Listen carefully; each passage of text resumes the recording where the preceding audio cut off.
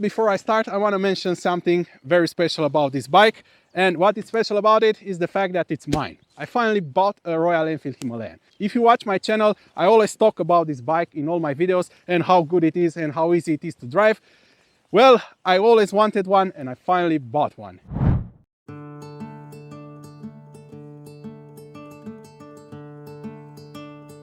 Oh well, it has been less than 1 year since I was celebrating buying my dream motorcycle together with you on this channel. And to be honest, it was an amazing year. A great year, I would say, and I have done so many adventures with my Himalayan and I've spent so much time with it that I almost didn't want to sell it, to be honest. But yeah, eventually last week I did it. Let me tell you why and what I think about the Royal Enfield Himalayan after 1 year of adventure riding with it. First of all, I still think that this is an amazing motorcycle. It is very good for the money that I paid for it when I bought it. It is very easy to ride and it's a perfect choice for a beginner. And it also proved to be very reliable in the period that I had it. I only mounted some accessories on it and that was all. Now, let me tell you exactly why I decided to sell it. Well, reason number one was the weight of the motorcycle. And if you watch my videos, you saw that I started with some easy off-road sections, but then I gradually started to go on more and more challenging trails, which are very hard to do with the Himalayan. There is no secret that when you go off-roading, you need a light motorcycle.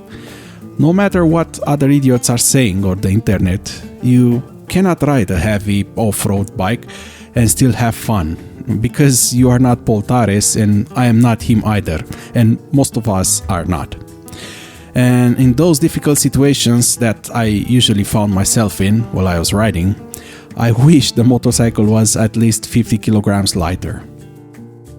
Also, 99% of the time I ride alone and I need to be able to pick up the motorcycle easily, even a few times a day if I'm, let's say, a little bit more foolish with the throttle during that day. And yeah, this is the first reason, the weight. The second reason was actually the suspension. It was way too soft for me and the upgrades were expensive. Whenever I rode a little bit faster on a gravel road, I bottomed the suspension at the smallest bump. I know I am a heavy rider and an upgrade was necessary anyway, but the bike was still too heavy and there was simply nothing I could do about that because the upgrade is not worth it because the Himalayan was not getting any slimmer, you know. I cannot change the weight of the motorcycle. So yeah, that pretty much sealed the deal. But anyway, let's move to the third reason for deciding to sell the bike, which was the ergonomics. Let me say I am a big guy. I have 185 meters tall, 185 centimeters, and I have about 110 kilograms without the riding gear, so I am a heavy, big guy. The Himalayan was simply a little too small for me to do any longer riding days. I was always getting tired with a lot of pain in my butt and in my legs because I was very cramped on the motorcycle. It was simply too small for me. I tried to put some bar risers and even adjusted the seat, but the changes was not that great. And to be honest, after riding like 500 kilometers in 1 day, it was so bad that I never wanted to do that again, you know. So this is the third reason for deciding to sell the bike. Now, moving to reason number 4. This one is actually related to power. On the off-road, the engine is amazing, just enough power to manage it perfectly, and also the low-end torque, it's very helpful, especially for a beginner. But on the road, I have to be honest, the engine is crap. I remember that once I tried to overtake a truck while I was going uphill, and yeah, I almost died because the power of the engine was simply not there to make that overtake safely. And I was almost crashing into oncoming traffic. That's not something that you really want. I am an experienced rider and that's why I managed to save the situation, but I wish I was not in that situation in the first place. That is my reason number 4.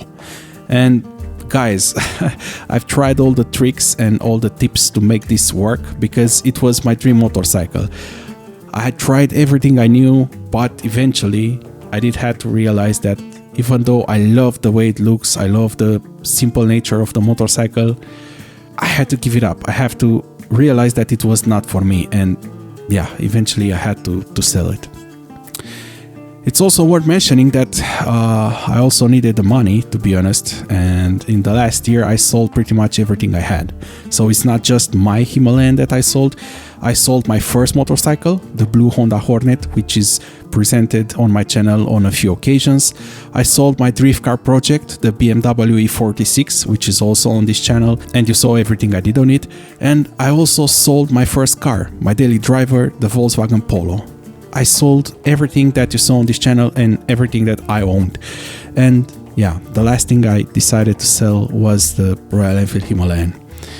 I needed the money. I needed the money to make some changes in my life. And yeah, I will make another video on this topic very soon. And I'll talk to you about the last year that I had and what's coming next for this channel, because I received a lot of comments. Why did you sell the car? Why did you sell the Himalayan? Why did you not make any more videos with the Honda or anything like that? And the reason is because I had to sell everything. I had to do some changes in my life, you know. Yeah, I'll do a video with more details on that. But for now, this was it for the Himalayan, guys. It was an amazing ride. It was an amazing motorcycle. I still love it a lot, especially I love the way it looks, but it's simply not for me. Anyway, I think that was it for today. It's not the happiest video I did on this channel. I do hope you enjoyed it, and yeah, we see each other next time. Bye.